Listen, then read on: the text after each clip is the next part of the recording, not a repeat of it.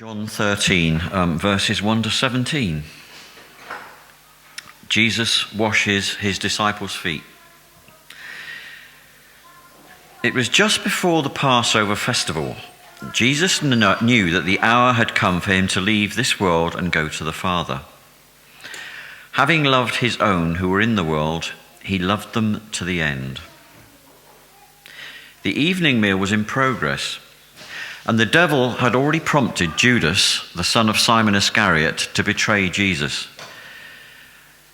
Jesus knew that the Father had put all things under his power, and that he had come from God and was returning to God. So he got up from the meal, took off his outer clothing, and wrapped a towel round his waist. After that, he poured water into a basin and began to wash his disciples' feet, drying them with the towel that was wrapped round him. He came to Simon Peter, who said to him, "Lord, you're going to wash my feet?" Jesus replied, "You do not realize now what I am doing, but later you will understand." "No," said Peter, "you shall never wash my feet." Jesus answered, "Unless I wash you, you have no part with me." "Then, Lord," Simon Peter replied, "not just my feet, but my hands and my head as well." Jesus answered, "Those who have had a bath need only to wash their feet. Their whole body is clean, and you are clean, though not every one of you." For he knew who was going to betray him, and that was why he said, "Not everyone was clean." When he had finished washing their feet, he put on his clothes and returned to his place. "Do you understand what I've done for you?" he asked them. "You call me teacher and Lord, and rightly so, for that is what I am. Now that I, your Lord and teacher, have washed your feet, you also should wash one another's feet. I have set you an example that you should do as I have done for you. Very truly, I tell you, no servant is greater than his master, nor is a messenger greater than the one who sent him. Now that you know these things, you will be blessed if you do them." This is the word of the Lord.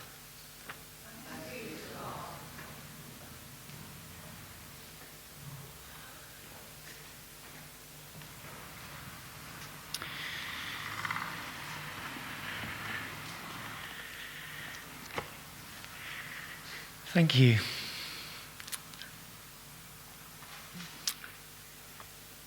Okay, it's evening time, and the meal is set. And can you imagine this? Can you imagine being in the room? You're gathered around, the lights are slightly dimmer, the expectation is growing within you. It's Passover time, which is a significant time for you and your whole community. So there's an expectation in the air, the bustle of the streets outside, and you've gathered together in this upper room, and you feel in your bones that something is happening, that the world is turning, that there's something specific and powerful and amazing happening in this Jesus who you have followed for the last 3 years. This Jesus, this man, this person in front of you that is breaking bread and pouring out wine, that is orchestrating this evening with a twist. There's something happening, something unbelievable, something life-changing, perhaps even world-changing in front of you. The heralding of this news you've been journeying with this news about the King coming. And here you are at Passover time celebrating the return or the coming of God to push back the enemies and liberate the people of Israel. And the whole kingdom story seems to be wrapped up, and it's buzzing around your head because this person seems to be enacting and presenting you with a version of the kingdom which is so magnetic, so attractive, so powerful that you can't help but join the dots and begin to wonder whether Yahweh has returned, that Yahweh has come back to his people Israel, that Yahweh has not forgotten. Have you forgotten us, O Lord? O Lord, why have you forgotten me?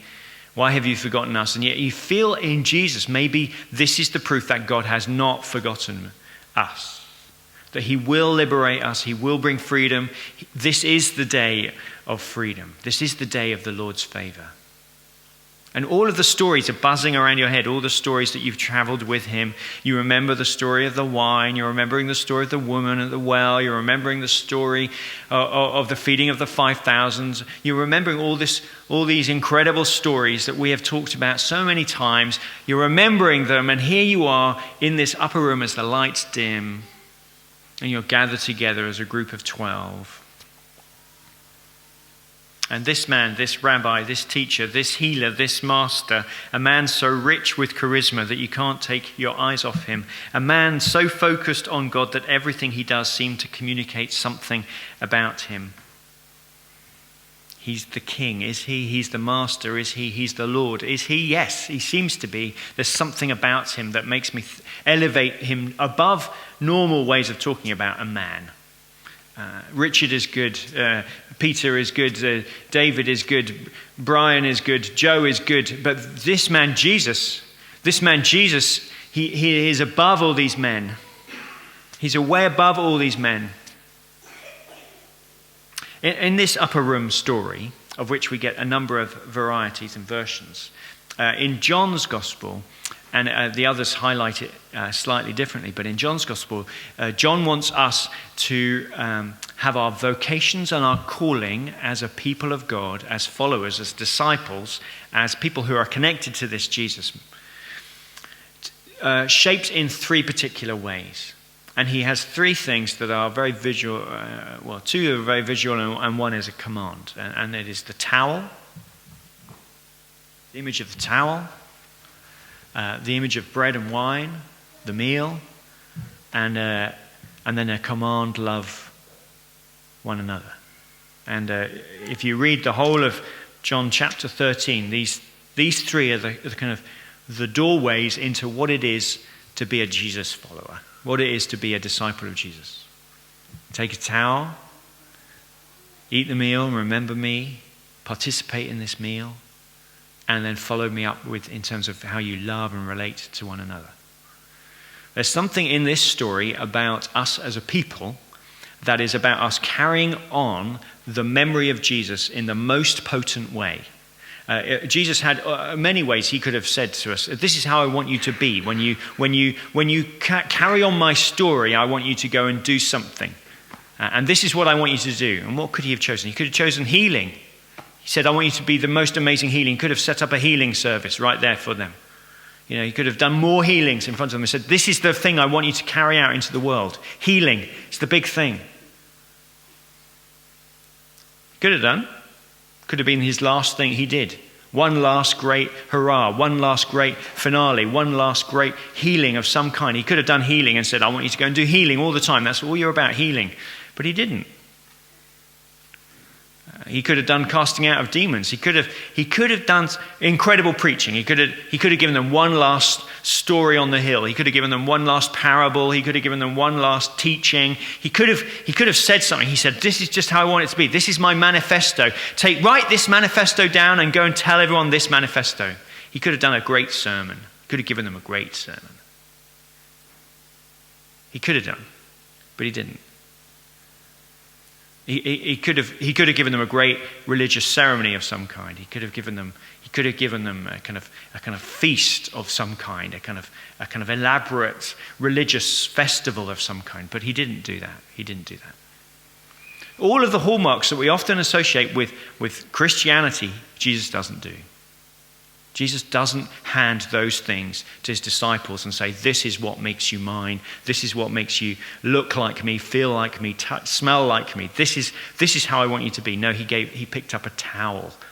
He picked up a towel and said, this is how I am. This is how you should be. This is remarkable. This is the king, remember. This is the master. This is Yahweh in flesh.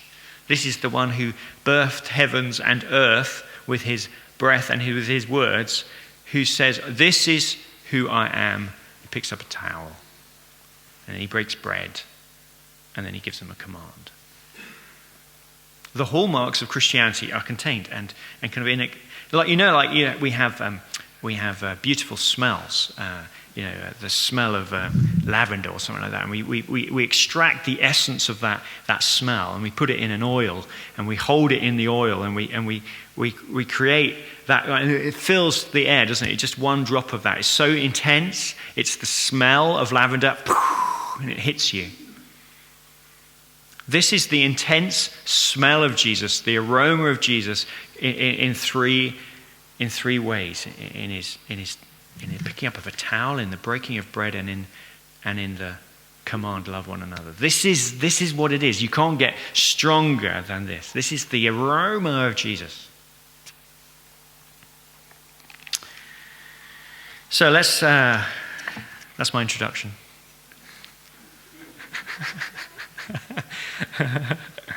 The towel. The kingdom is coming. The kingdom of God is coming. His rule. I don't know what you think of when you think of God's kingdom, but I always think of where God gets what God wants. Anywhere where God gets what God wants is his kingdom, is where his rule happens. Where I get what I want, my rule happens. And it's getting smaller and smaller.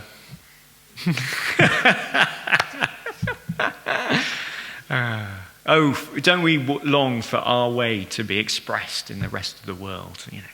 If only they did it my way. For goodness sake. Well, Jesus actually has the same ambition. He wants his way to be done in the world. And he wants the Father's way to be done in the world. He wants his kingdom to come on earth as it is in heaven, where his will is done what he wants is done. It happens. And his kingdom is coming, and it's the glory of the King. It's the majesty of the King. It's the power of the King.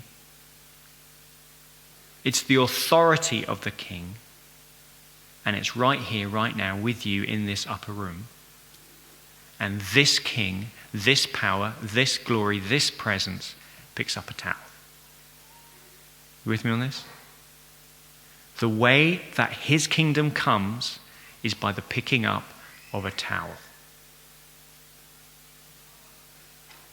This kingdom looks like a towel. Think of all the kingdoms of the earth. How do they express themselves? Is there any other kingdom on this planet that looks like the towel, that picks up the towel? No. There is no kingdom that picks up a towel. There is none. This is counterintuitive, countercultural, completely the antithesis of every other kingdom on earth.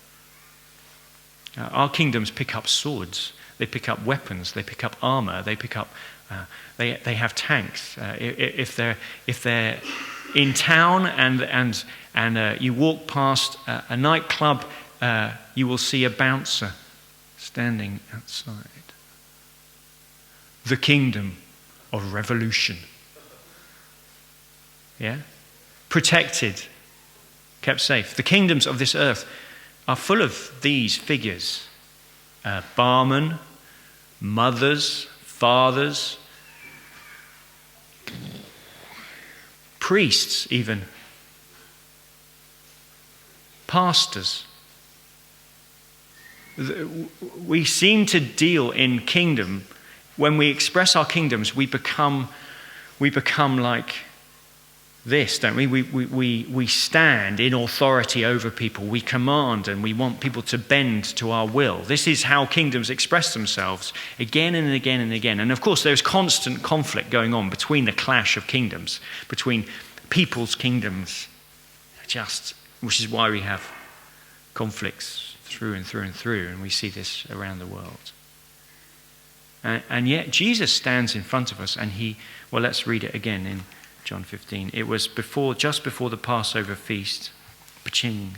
Jesus knew that the time had come for him to leave this world and go to the Father. Now, do you remember a couple of weeks ago we looked at the first miracle of Jesus? And do you remember the same phrase came up?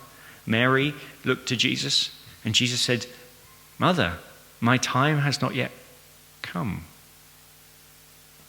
My arrival time has not yet come. My proclamation of me as a bridegroom has not yet come." And then it comes.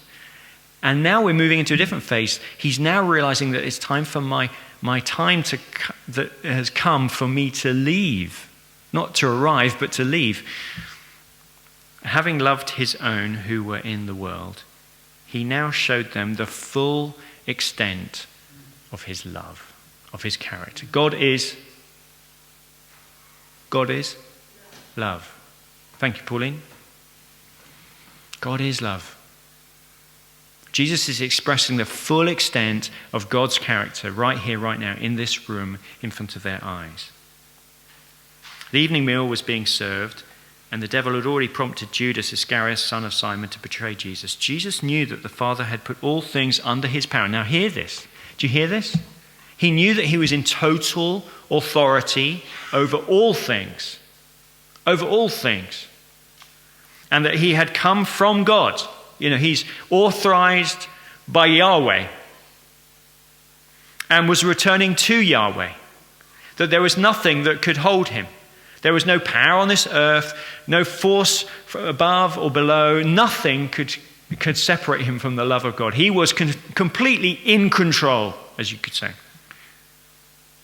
And so he got up from the meal.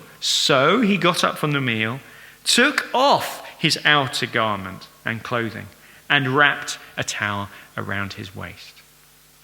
It is the place of utter security that leads Jesus to taking off his clothes. It is the place of complete security in Jesus. His identity is rooted, not in Jesus, in Yahweh, his Father. It's the fact that he knows who he is, that he has complete authority and complete power, that he can then pick up the towel. It is our insecurities that pick up the swords.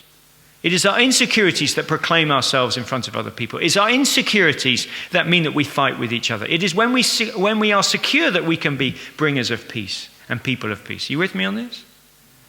This is true, is it not? And Jesus, who knows who he is, has complete authority over all things, including people at this point. I reckon, he could have done anything. But he picks up the towel.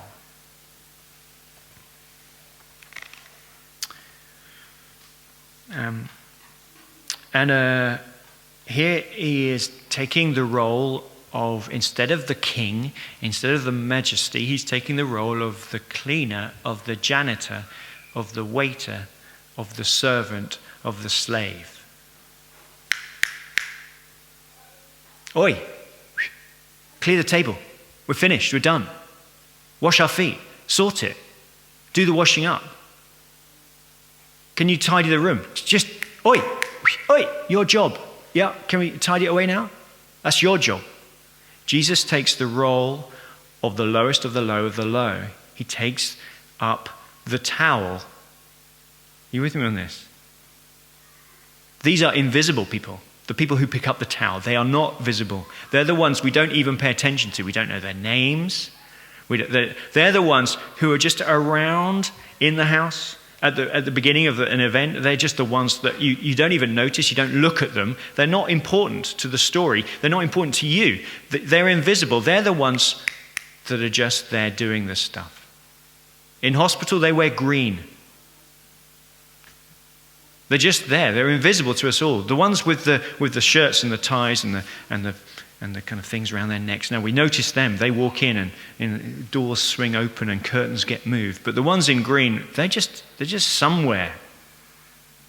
Jesus puts on his green uniform, picks up the towel or the bedpan, as it were. You with me on this? So it's a provocative act that Jesus is doing. He takes himself down to the point where he can't go any lower. He picks up the towel. Picks up the towel. The towel? And of course Peter has a reaction. Of course he does. Jesus the king, Jesus the master, Jesus the one I look up to. Jesus, that's not our job. We're rulers on this earth. You are clearly way too high and strong and intelligent and powerful for the towel. Jesus, put the towel down, will you? For goodness sake, you're making me feel anxious. What are you doing picking up the towel? Should we have a look at that bit? Verse. I love the deliberateness of Jesus. Verse 4. So he got up from the meal, took off his outer clothing. I can imagine him doing that kind of deliberately slowly, just so they remember. And he wrapped a towel around his waist. And after that, he poured water into it. It probably took an age, I reckon. He's looking around for their attention. He's pouring water into the basin. And then he began to wash his disciples' feet, drying them with the towel that was wrapped around him. He came to Simon Peter, who said to him, "Lord, are you going to wash my feet?" Jesus replied, "You do not realize now what I am doing, but later you will understand. You will understand that this is how the kingdom looks. This is how it feels. This is the quality of God. This is what Yahweh looks like when you dig down into the inner heart of God. This is what Yahweh is like. This is who he is. This is the one who is full of grace, who is slow to anger. This is the one who will forgive you, and you will come to him again and again, and he will turn away, and he will be merciful to you. This is the one who will wash your feet and tend your wounds. This is the one who will heal you and restore you. This is the one who will pick up a towel for you, even though he made you." "No," says Peter. "No, you shall never wash my feet." And Jesus answered, "Unless I wash you, you have no part of me. Unless you let me wash you. Unless you let me wash you. You will always be the one on the edge. You will always be the one that's distanced from me. You will always, if you never let me do the thing that I have come here to do, if you never let me in, you will always be out." And Peter suddenly thinks, "Oh, in that case, I'm in. I don't want to be disconnected from you." So he gets in. I don't know whether Peter's head has really turned at this point. I don't think so. I don't get the sense that he's kind of suddenly got it. I think he's just thinking, "I don't want to be out. If that's what the rules are, I've got to have my feet. Okay, the rules have changed. I don't understand this, but rules, feet, okay, we'll do the feet thing." I don't know whether you think that Peter suddenly had a change of heart, but I just get the feeling that he's suddenly thinking, it's just changed. I'll go along with it. And we're like that with our faith sometimes. We mimic the thing, but we don't really do the thing, do we? Communion. Okay, yeah, I suppose. Yeah, okay, I'll follow everyone else. Just go and get the bread and the wine. Yeah, good. Or whatever it is. So suddenly we're having meals with other people now, are we? Okay, that's the rules. Okay, now we're giving money away. Okay, yeah, I'll put some money in the box. If that's the rules. There's a whole load of Christianity stuff that we do just because it's the rules, and everyone else, that's the rules, is it? I've got to stop swearing. Okay, I'll stop swearing. Try to.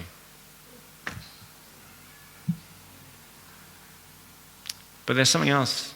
It's about him really getting into this thing, isn't it? And he hasn't understood it yet, Peter. It's going to take him a few days. He gets it, doesn't he? Peter gets it. Woo, he gets it. He really gets it.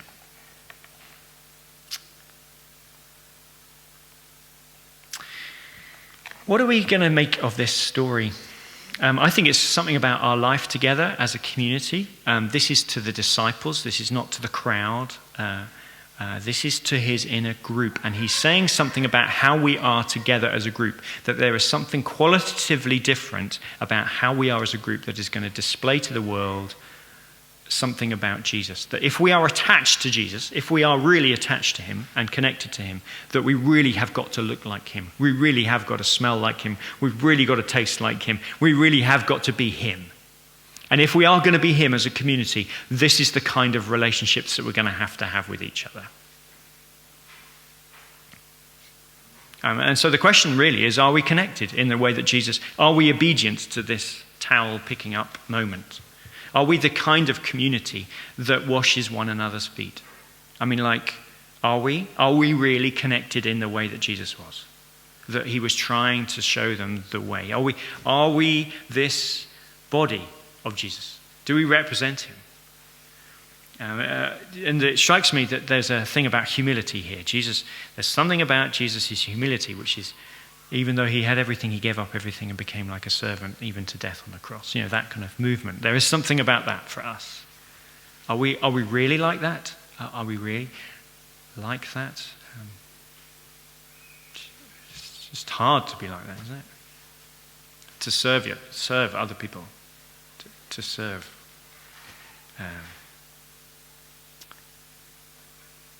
I've got to go, I've got to go. I haven't got time to listen to you. You're a bit boring. I don't really have much in common with you. My kids really need me. We're very different. We have different accents and backgrounds, and we don't even like the same food. I like sport. You don't. You're a man. Don't like men.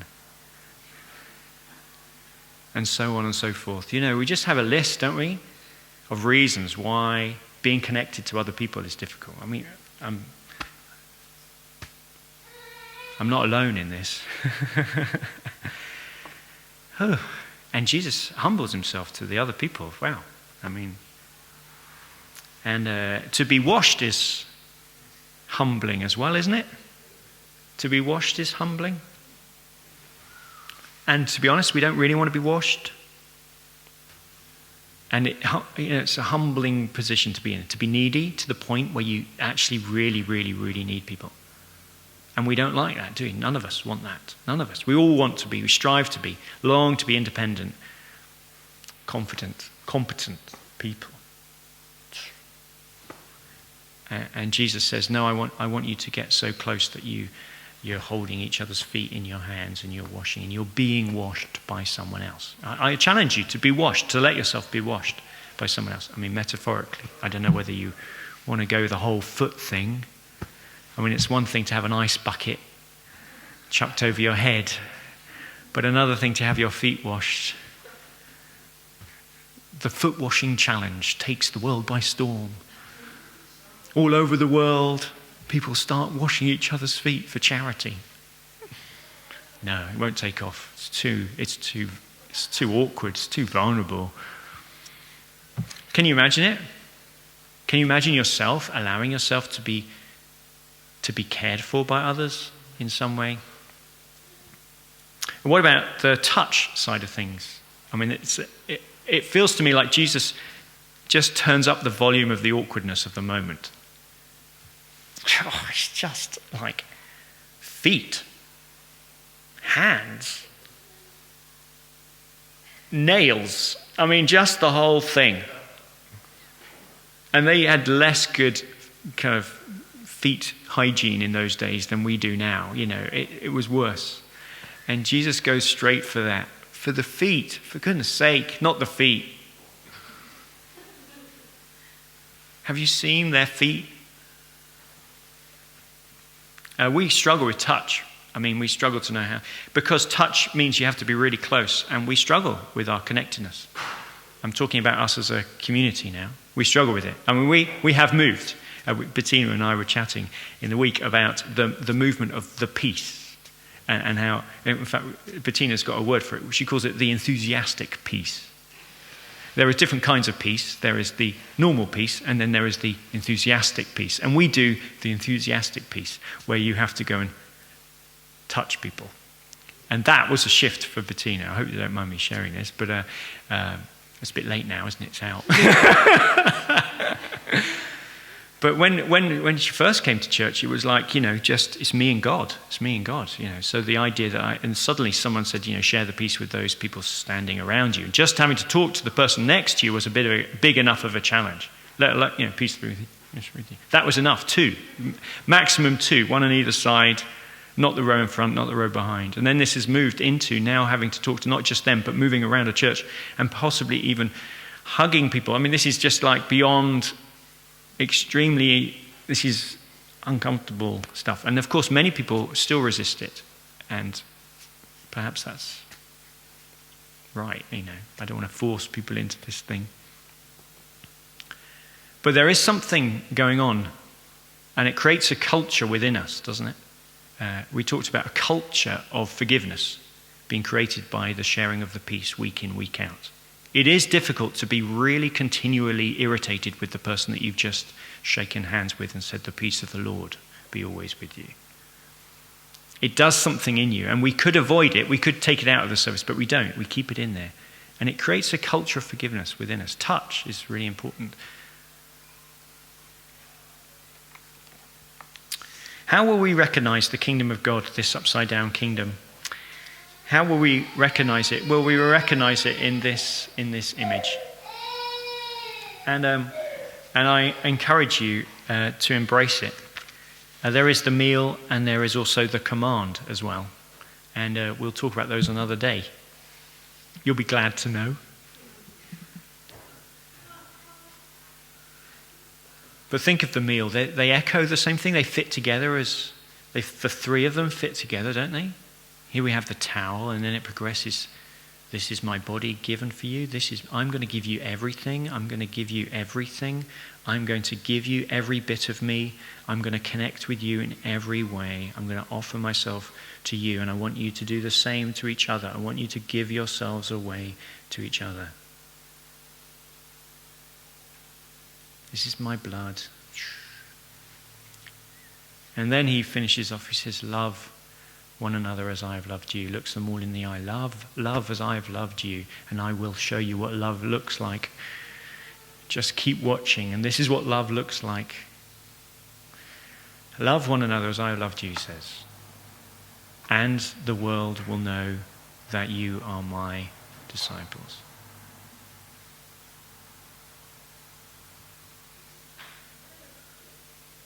You know, there's so many other ways we could have done this. So many other ways he could have done it.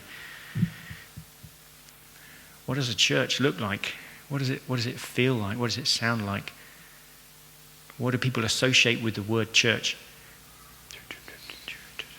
All kinds of things.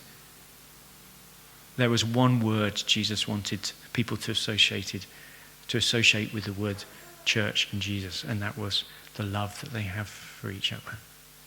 The kind of care that they have for each other, the kind of foot-washing love where they are both allow each other.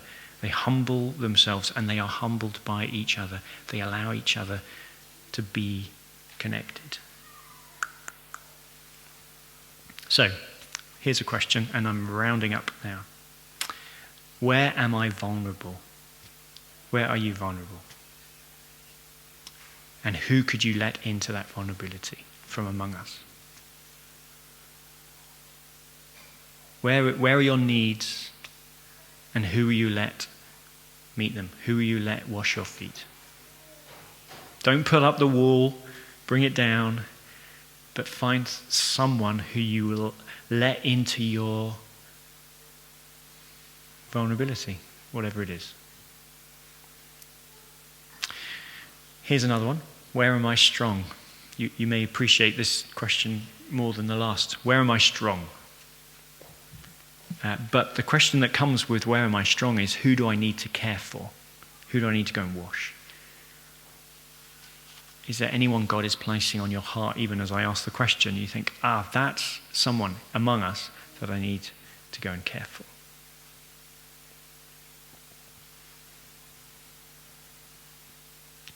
This kind of coming down underneath each other is such a crucial part of the towel. And that you have to kneel down to do it. You have to kneel down to wash someone's feet. And the question is, who am I going to kneel down for? Who am I going to come under? Who am I going to submit to? Who am I going to lay down my life for in this community? And another way of putting all of those questions is, who am I going to love? And who am I going to let love me?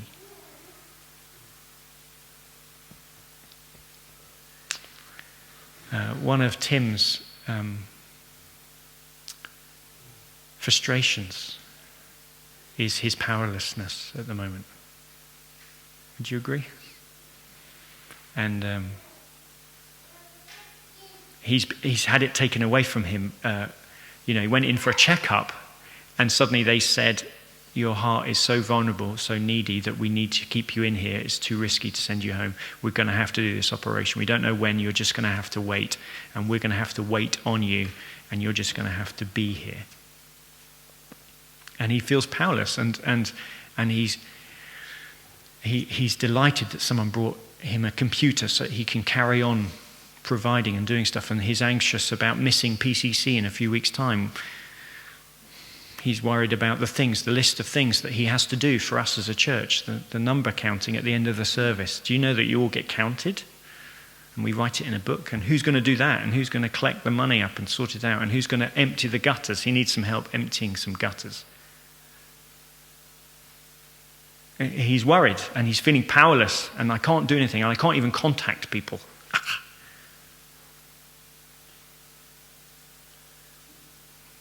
And he's becoming vulnerable, and it's not enjoyable for him.